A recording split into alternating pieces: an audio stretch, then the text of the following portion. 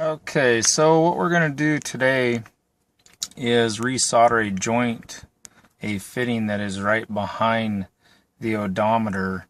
And I looked on YouTube and I couldn't find a good video that indicated on how to take that cluster out to actually do the soldering. I found a few on doing the soldering, so I am going to go ahead and make a video on how to remove a few pieces, such as the bezel on here, this bezel, and the lower units here, which will allow us to get to the, I think, 5 or 6 bolts to hold the odometer in.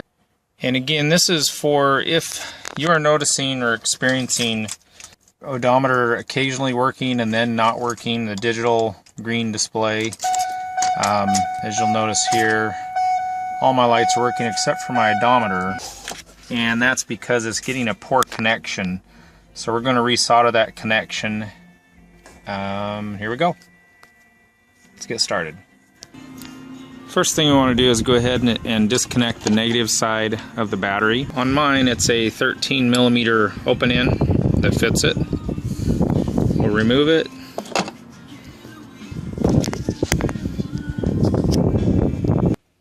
For a majority of the rest of this dash and bezel removal, there are a few snap clips, and then a 9/32, if it's not going to focus on that, but a 9/32 socket for the majority of the rest of the removal. First things first here, we're going to snap this centerpiece off, and you can easily just kind of pop it loose. It actually is held on there with just 4 of these snap clips. And I found that it's easier if you put your key in, put this down to first, and then you can kind of wiggle it right out of there. Again, it's just held on with 4 little clips.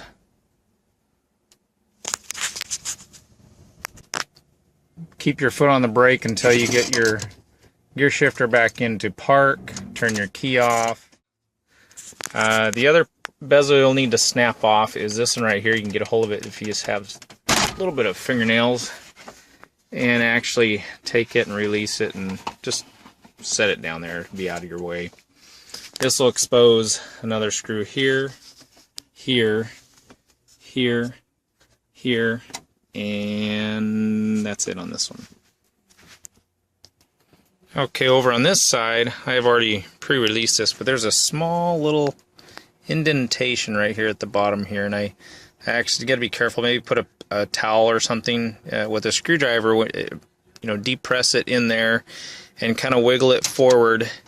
It may not release right away, but like I say, keep a paper or a towel here to protect your dash, which I did not do, and I made a little mark on it.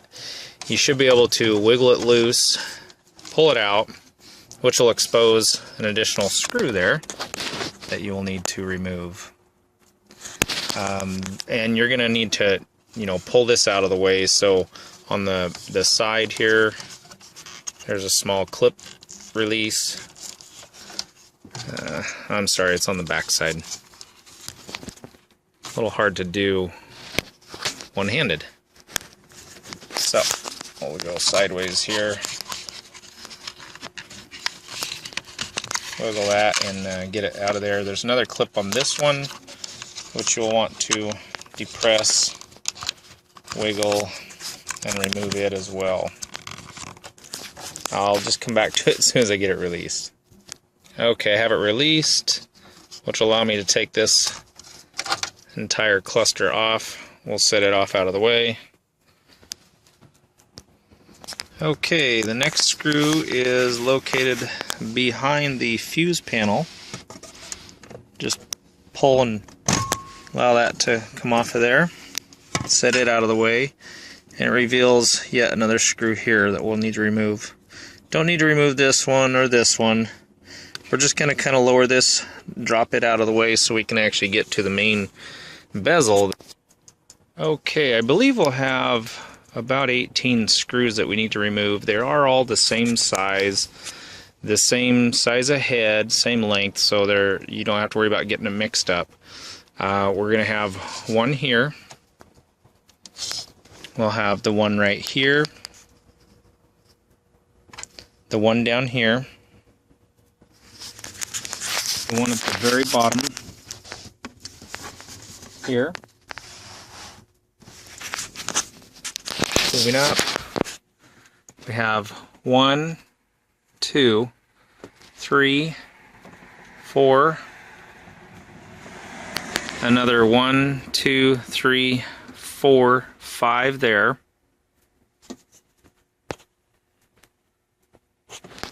We have 3 directly right above the cluster, kind of underneath the dash here. There's 1, 2, 3, and then the other 2 right down in here, right in here. I didn't count those up just now, but I believe it's about 18. Let's get those removed. On these here on the left and the right, kind of right below the shifter there, if you have tilt steering, it's great because so the ones on the left, you'll want to lower your steering column down, but yet to get to these, I would recommend raising this up. It gives you a little more access to get to those 2 back there in the back.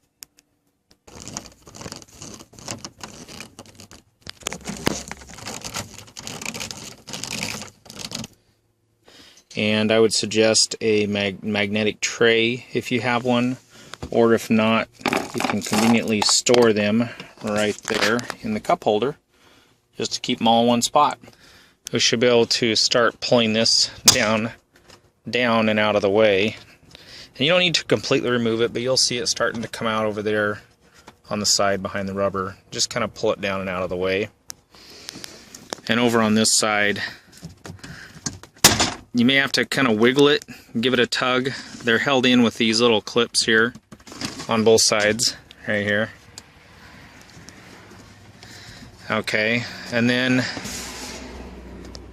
I would suggest removing this cluster here that goes actually around the cluster next. Again, you can, once you have all the screws removed, you can get behind that and just kind of wiggle and pull, and it should just come fairly easily and be able to kind of release it. To get it out from behind this section, you may need to pull on this section here slightly. That should allow it to come loose. Alright, so now we actually have it loose completely. You do have yet a couple more plug-ins here. You'll need to release those to get those out of the way. Again, they should just be held with a little push clip, and I'm going to turn the camera off to get those released. Okay, I released this lower one here. The push clip was right there. And this one here for the pedals, if you have the pedals adjustment, the clip is a little bit tricky. You have to kind of reach behind this little plastic ledge here, and there's a little clip right there you push down.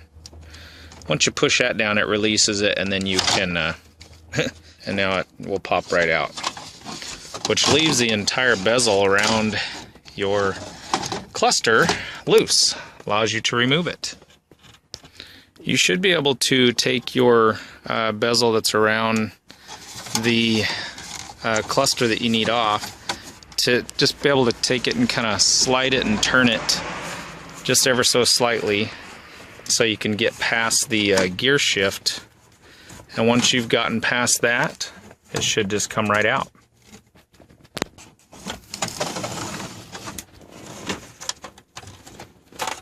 No wires left on it. We're just going to tuck it away in the passenger seat here.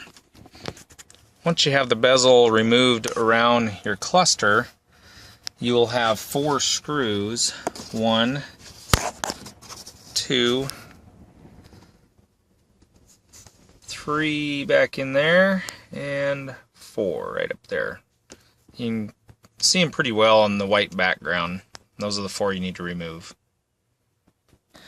And these 4 screws are actually identical to the other 19 that were removed, so they can go in the bin as well. Okay, now that all the screws are removed, one of the things you will need to do before removing this cluster is the shifting display. Park through first has to be removed. It's very simple, but be very careful you don't break off the clip. There's a clip right back here, a black clip. You need to push it towards the center. Okay, so you push that clip, and gently you could, I don't know if I would pull on the cable, but I am, and that will allow it to release, and you can remove it. You'll also need to do a release on the opposite side, same style of black clip. For sake of holding the camera, I'm going to do this off camera so I can set it down for a second. Okay, it's now removed completely just from the clip on one side and the other. And now we need to gently work on pulling this cluster to a safe distance where we can release the wiring harnesses from the back of this. And I would recommend putting your key back in, shifting down to the neutral position or lower so that you have ample clearance to get this out, because it's going to have to come out this way. Lower down your steering wheel if you have the tilt wheel, that'll also help. Now that I have the driving indicator removed, I'm going to bring it down and just kind of tuck it out of the way.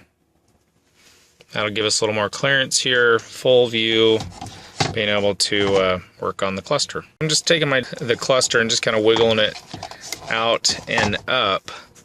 That will allow me to get back here in the back where the wiring harnesses are. Okay, I removed one, which was the closest one, and it just has a, again, a little spring-loaded clip right there in the center. It's kind of guarded, so you have to kind of get your finger in between there to push it down.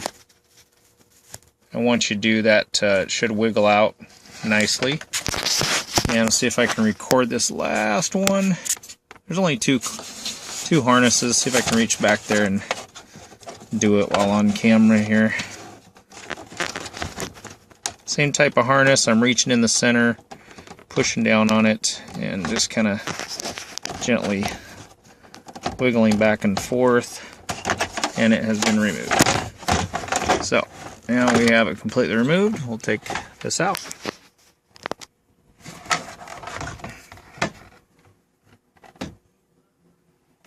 Okay, at the cluster here. One note, I guess I should have mentioned, when I was removing all the screws, and I mentioned the ones over here, you don't have to remove these over on this side. I did it just to allow a little bit of flex and give. I didn't want to damage my dash, so to me it's worth it to take the extra 3 screws and keep going. Okay, to do the next step, removing all of these screws throughout the cluster setup, I've already removed one. You're going to need a Torx wrench, unless you have a deep socket 7/32. Standard socket's going to hit on this plastic in certain ones. So I have a T15 Torx size, and that should be the size that removes all of those. They're all the same, so you don't have to worry about getting them mixed up. It's easier if you're pulling up on the screw as you're removing it. It kind of wants to drop back down into the teeth there. And okay. Remove this. Now we have direct access to the circuit board, which you need to get to the back side of this right here. And this is on the back side here is where the problem is. We want to gently move this up and out of the way so that we don't cause any issues. You don't have to worry about removing any screws or anything. As far as it's now we're ready to go ahead and move the circuit board gently, but you have to use a slight amount of force because the clusters are held in, the gauges are actually pressed in through these, and these are what will actually just kind of release.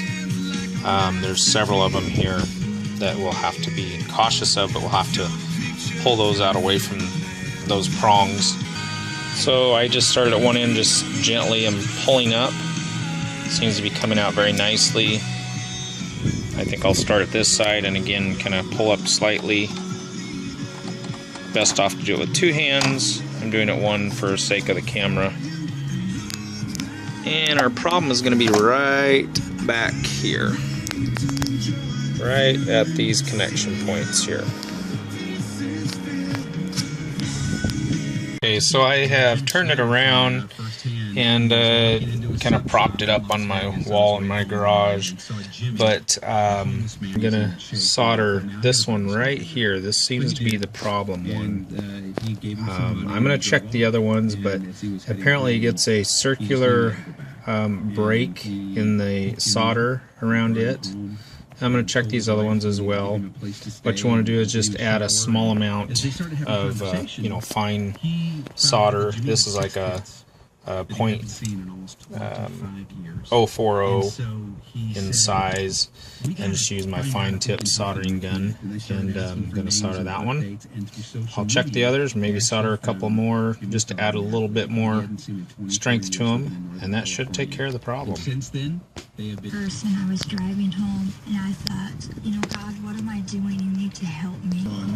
Okay, after looking at it a little bit closer, I can see that, if I can get my light to stay here, I can see that my far left one, If you're thinking about continuing your education, this one here has a circular crack on the solder, and the far right one also does, and I'm going to resolder both of those just slightly.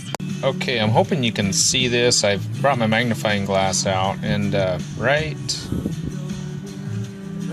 there, you can see a crack slightly. You can see the solder kind of has a deformation on that far left one, and that seems to be where the problem is. And again, there's one on the far right. I can't really get a good visual on it. Okay, I have done my repairs. They're not the prettiest, but these are fairly small connections, and that's the best it's going to look. It doesn't matter what it looks like as long as you don't overheat your circuit board when you're doing this, and get enough solder on there that it'll actually make a better connection than what it had before. So I did both left and right. Let's reinstall it and see what it looks like. Okay, I went ahead and put the cluster back in. I've only got one screw holding it in. Just anxious to try it out. But I went ahead and hooked up the negative side of the battery cable. Got my connections hooked up in the back here before I reset it back in there. Also remember to put the parking indicator on. And let's grab the keys and try it out.